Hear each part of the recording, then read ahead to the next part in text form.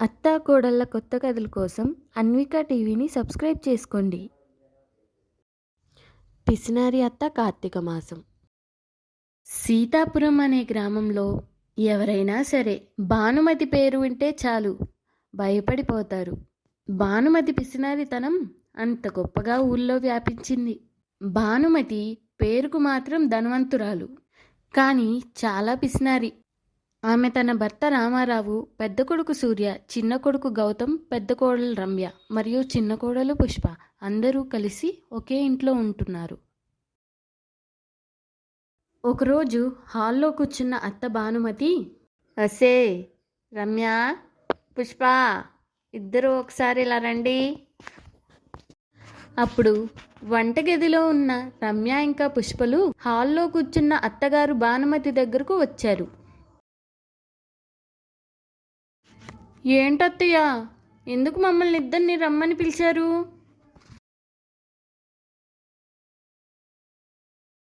ఏం లేదమ్మా, రేపటి నుంచి కార్తీక మాసం మొదలవుతుంది కదా, దానికోసం మీరిద్దరూ. ఓ, అయితే ఈ నెలంతా ఇంట్లో దీపాలు పెట్టాలి, శివాలయంలో కూడా దీపారాధన చెయ్యాలి, ఇంకా పూలు పళ్ళు ప్రసాదం అన్నీ చేయాలి, కొబ్బరికాయలు కూడా కావాలి కదత్తయ్య. ఆ మాటలు విన్న అత్త భానుమతి షాక్ అవుతుంది. సరిపోతుందా, లేకపోతే దుకాణం మొత్తం కొనుక్కురామంటారా? అదేంటత్తయ్య, అవేమీ కొనకుండా కార్తీక మాసం ఎలా జరుపుకుంటాం?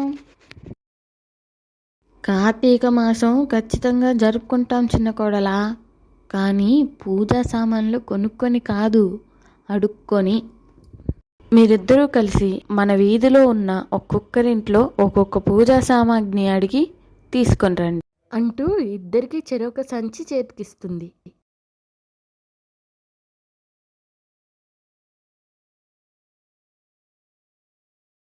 ఆ మాట విన్న రమ్య పుష్పలు ఒకరి ముఖం ఒకరు చూసుకుంటారు.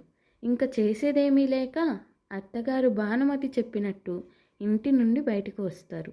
పుష్ప, ఇలా ఇంటింటికి తిరిగి అడుక్కోవాలంటే సిగ్గుగా ఉందే. నాకు అలానే ఉందక్క, కానీ ఏం చేస్తాం? అత్తయ్య చెప్పినట్టు చెయ్యకపోతే మనకు తిప్పలు తప్పవక్క.